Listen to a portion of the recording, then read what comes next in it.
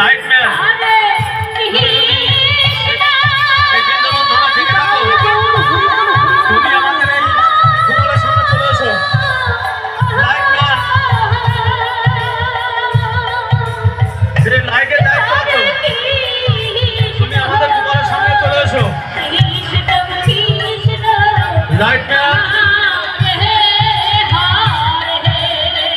তুমি ভূগোলের সামনে চলে এসো। যে লাইটের দায়িত্ব আছো, তোমাকে বিশেষ প্রয়োজন।